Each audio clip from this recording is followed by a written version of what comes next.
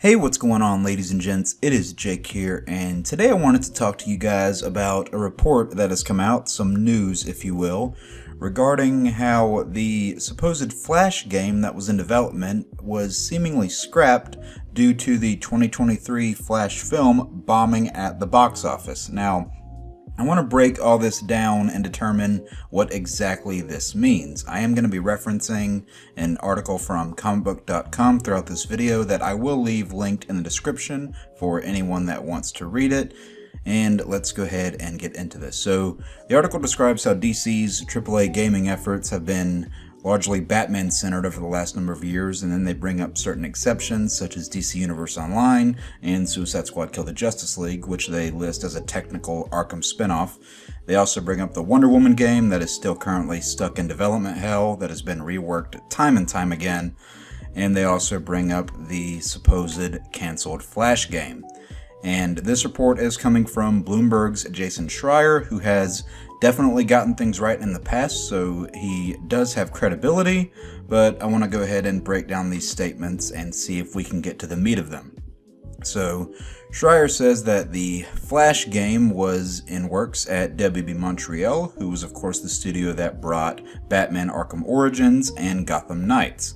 And it says, to quote the article, "The game was greenlit after WB Montreal mulled over different ideas after Gotham Knights. These ideas consisted of a revised version of Gotham Knights that improved upon the ideas in the first game, and a Constantine game which apparently sparked interest but never got full approval. The Flash went forward, but was unfortunately cancelled in 2023 after Ezra Miller's The Flash bombed."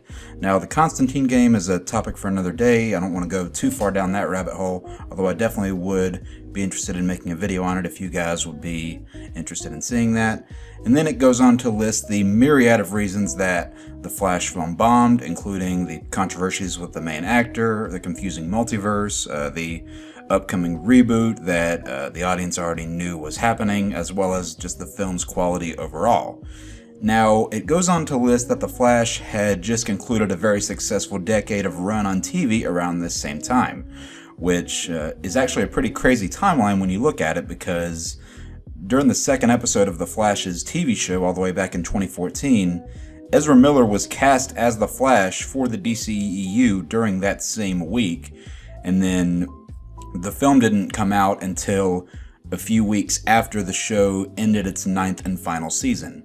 Now, to call that run very successful is stretching the truth a little bit, as while the first few seasons were loved by people like all across the network, The Flash was the most popular show on the entire CW network at one point.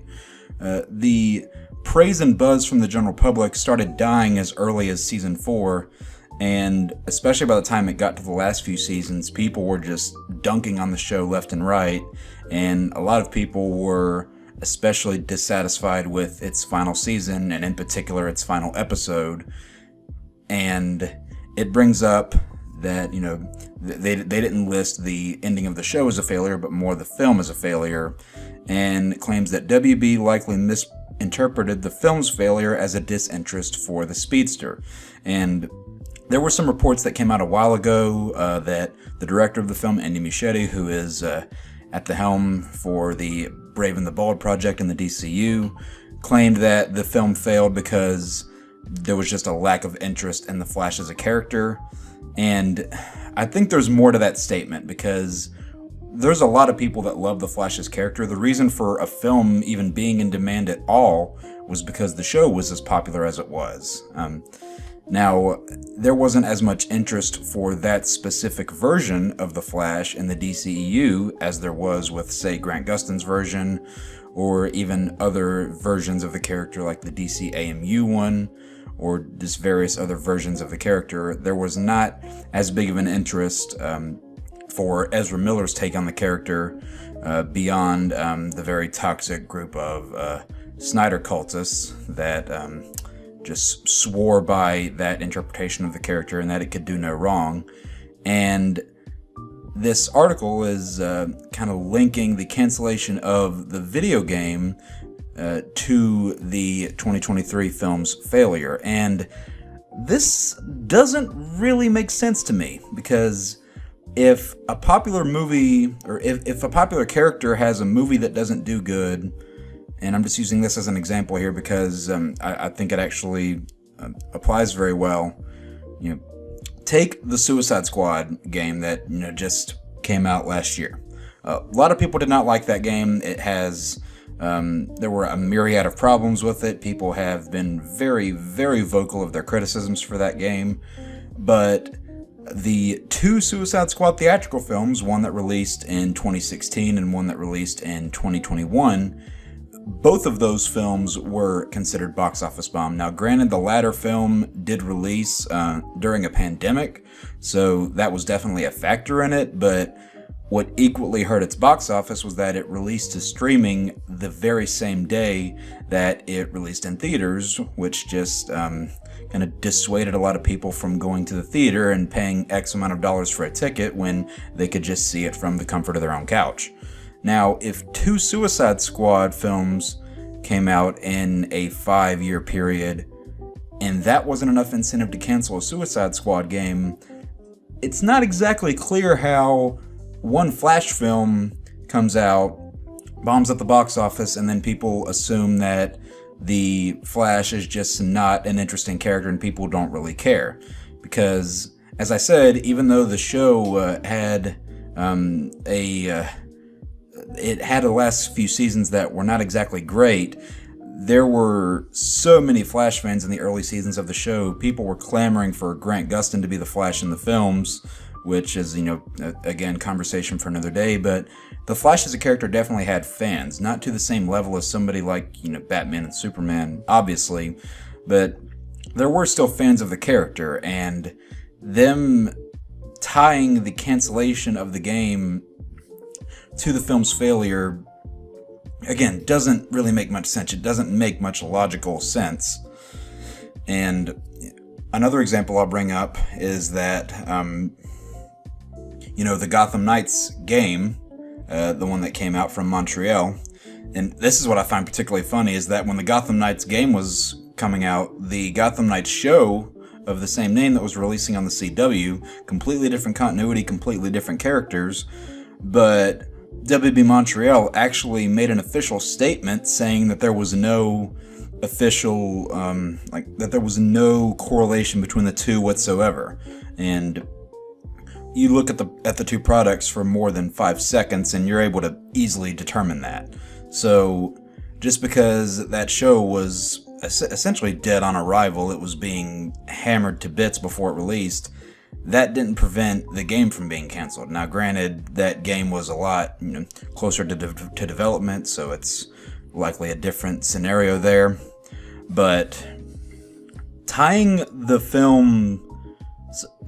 film's poor reception to the cancellation of the game really does not make sense. It's really just, if that is the reasoning, if that is to be believed, that's a very bad reason to cancel a game, just because one movie that had so many cards stacked against it by the time it came out, I think that's just a very poor reasoning, because, like I said, that film essentially had no legs by the time it released in theaters, because so many people, had made up their mind about the main actor, and the film kept getting released at CinemaCon twice, so people had already gotten to see it for free, and word of mouth had already spread about the film, and a lot of people were just not really interested in seeing it. Even, some of the older people that grew up with Michael Keaton's Batman, who was at the front of all that marketing, there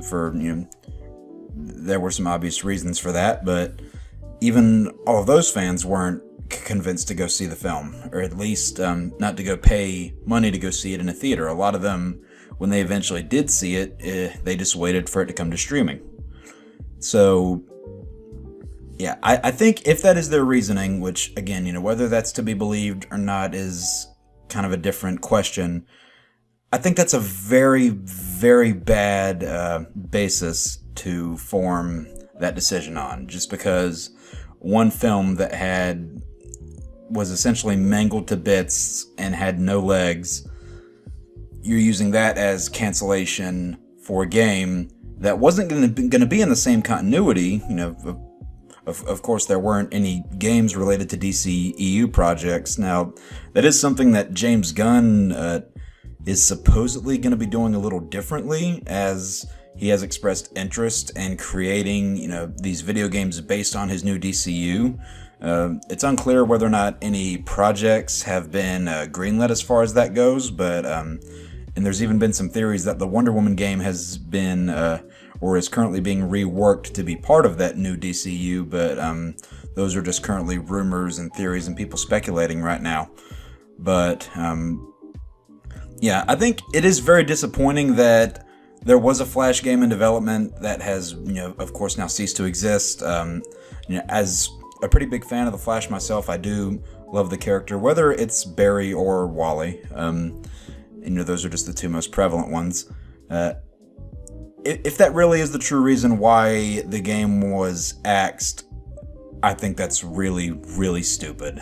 I don't really know what to make of this if it is to be believed, but that's just not something that I think should happen, is that you cancel a game for a character that had already been proven to have fans just because one movie with all the cards stacked against it didn't make much money.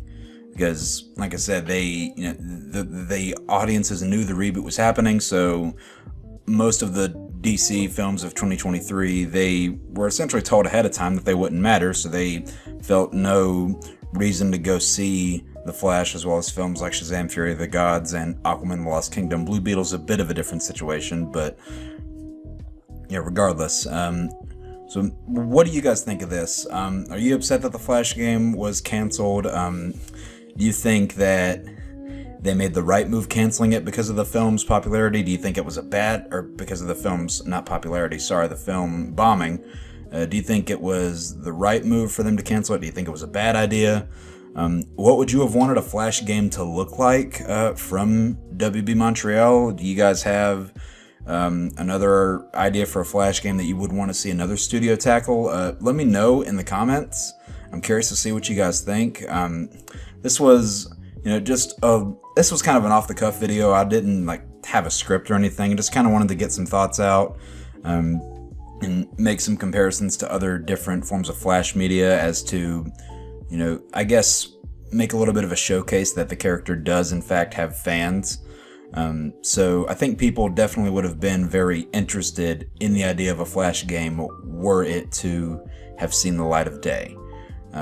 So yeah, let me know what you guys think down in the comments. If you enjoyed the video, just drop a like, glide down to the comments, leave your thoughts, share this video with your friends, and subscribe if you want to see more just some news videos on DC games and just the whole nerd culture as a whole. If something sparks my eye that I don't normally cover, I might just cover it on this channel, who knows. But yep, I will see you guys later. Peace out.